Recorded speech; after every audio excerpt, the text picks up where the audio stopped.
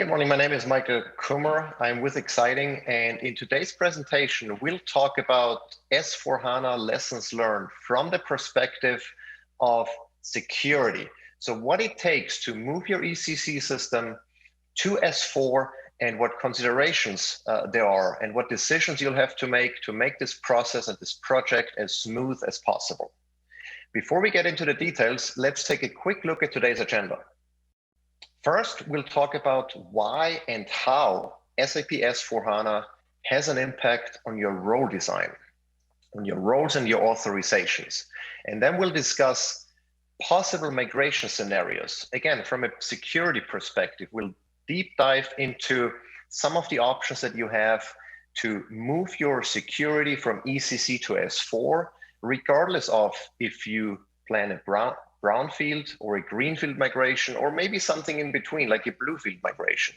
And then we'll look at some of the automation opportunities that there are to speed up the process, to speed up the project, and to reduce the risk in those key milestones. And we'll also look at some of the tools that you can leverage.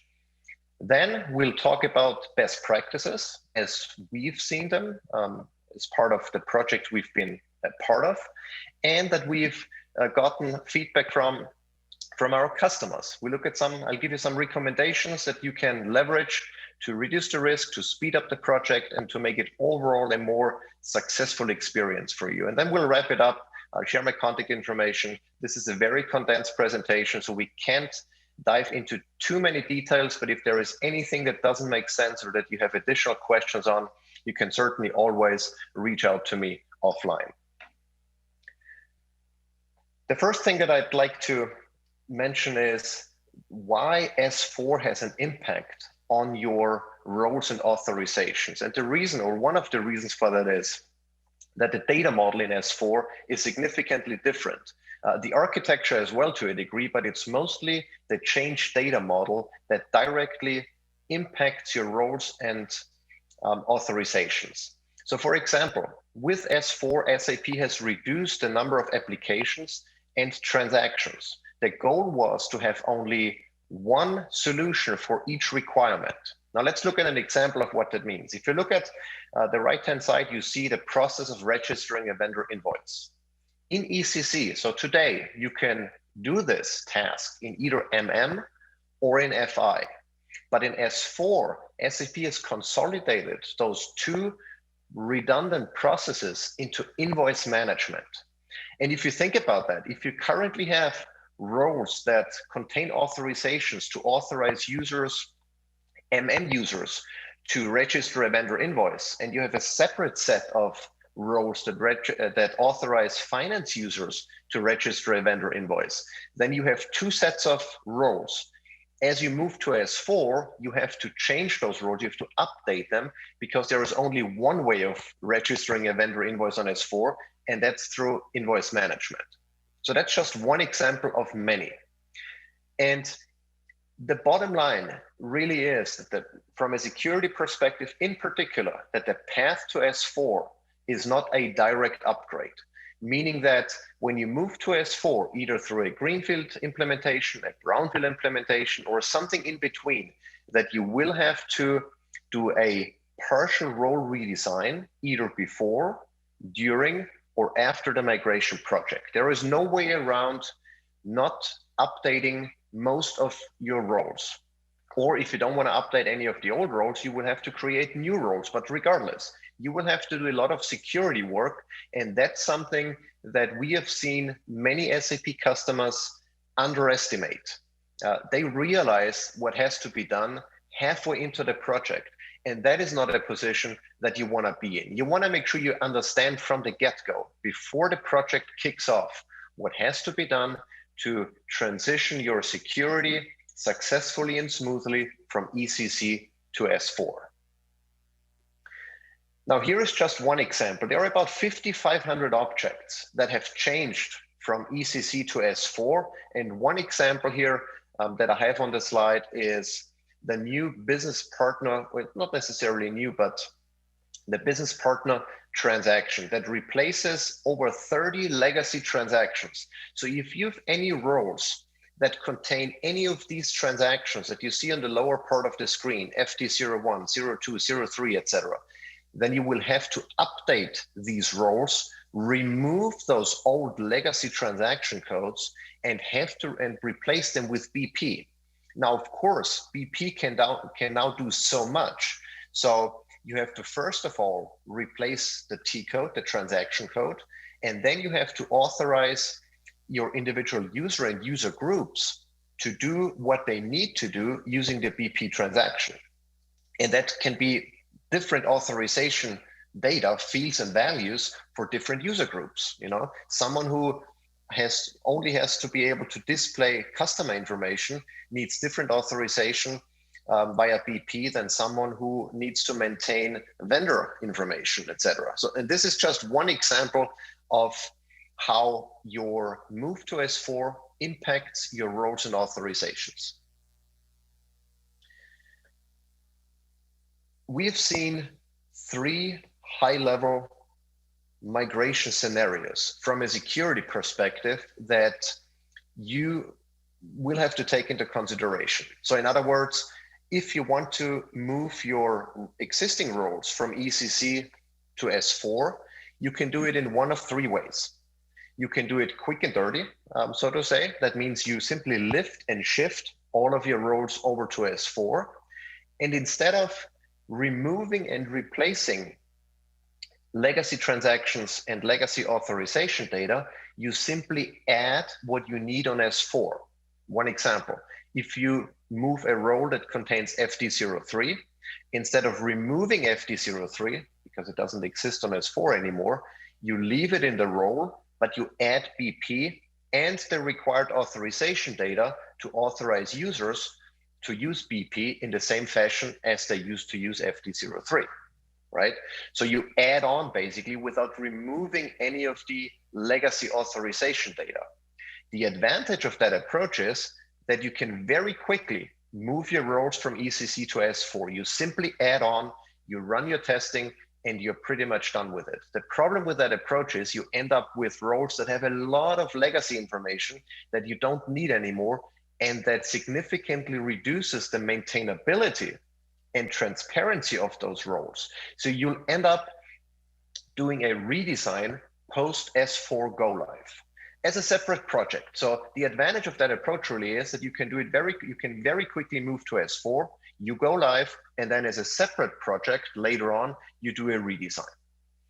The second option is you can do a complete redesign before moving to S4, before the S4 project kicks off.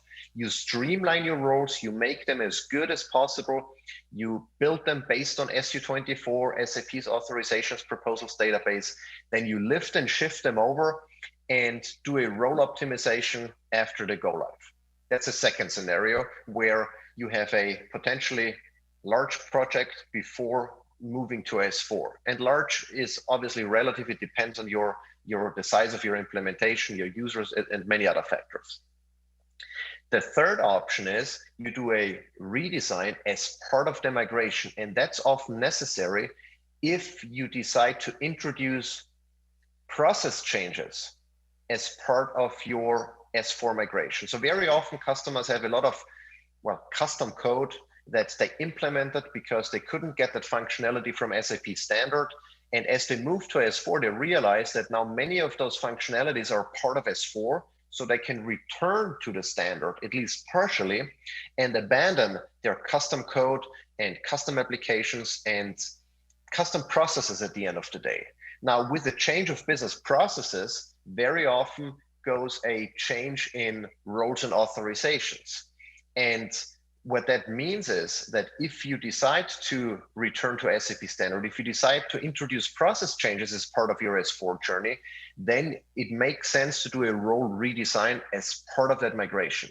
Now, of course, that makes the migration a little bit more risky. It will take longer because you're basically trying to stuff a whole role redesign as part of an already complex S4 migration project, but it's sometimes necessary to do that. Now, of course, there are different flavors of those 3 strategies that I've just mentioned. It doesn't mean that they have to pick one or the other. It could be that, you know, for one part of your migration, you do the quick and dirty. For something else, you do a redesign as part of the migration, et cetera, et cetera. But the bottom line really here is that you should make sure you decide early on what works best for you and make sure it's part of your overall planning. Don't be surprised halfway into the project that you have to touch your roles, you have to redesign them or update them and have a delay in your overall project. That's not really helpful for anyone. And so make sure everyone understands it from the get-go. Now, the good news is there are several opportunities to automate milestones of that migration of your roles and authorizations. And one of the things that we highly recommend early on is to do an impact analysis of your existing roles. You want to find out how much you will have to change if you decide to move your existing roles over to S4, and how long it'll take to make those role adjustments or role updates. And so practically what that means is you want to run an analysis through all of your roles and find out how many legacy objects you have in those roles that have to be removed, and how many new objects you would have to introduce to make those roles work on SAP S/4HANA. The second step that we recommend to automate is the scanning of your custom ABAP code. If you have custom code that might not work anymore on S4, you want to find out early. So scan your code, make sure you understand what has to be changed, what has to be updated, so you can account for that time. Also, we highly recommend optimizing SU24. That's SAP's authorizations proposals database. It's a whole other topic that we can talk about for hours, but for now, just know that any roles that you build based on SU24 are easier to maintain, easier to migrate, maybe to the next version of S4 you want to upgrade to in the future, etc. So look at SU24 optimization opportunities. The other thing is role or making the actual role adjustment. So updating the role menu with the new objects. That's also something that can be perfectly automated using the right tools, so you don't have to do it manually. Because just imagine if you have 10,000 roles and each role has 50 objects that you will have to update or replace. That takes a lot of time, you know? So even if you have the manpower, you can probably use that manpower for something else and use automation tools to make those updates automatically for you. Role testing is another important area where you can save a significant amount of time and money ultimately, and reduce the impact and burden on your business team by leveraging a new role that SAP has introduced called SAP App. Not to be confused with SAP All. It's kind of a stripped down version of SAP All that provides all application access, as the name implies. And you can leverage that to find out how your migrated roles differ or what they lack that the SAP App role provides. So you can breeze through the testing and significantly reduce the burden on your business team. And that's something that they will appreciate, and that's something that saves you time and ultimately money as well. And there are plenty of other opportunities that we don't have time to go into, but these are just the most important ones that you should take into consideration when planning your security migration of your roles and authorizations to S4. Now, here is an example of one of those tools, automation tools that you can leverage. There is an OSS note that you can look up where SAP recommends a tool. It's called the Xiting Authorizations Management Suite, or XIMS, that can help with all of the automation use cases I've mentioned in the previous slides and significantly more. So you can really speed up that migration, be it the lift and shift, be it a redesign, be it a redesign before, during, or after the migration. All of that can be, or many of those tasks that you have as part of those sub-projects can be perfectly automated. You can reduce the risk and speed up that whole process. This is just one example of the impact analysis actually that I recommend you do.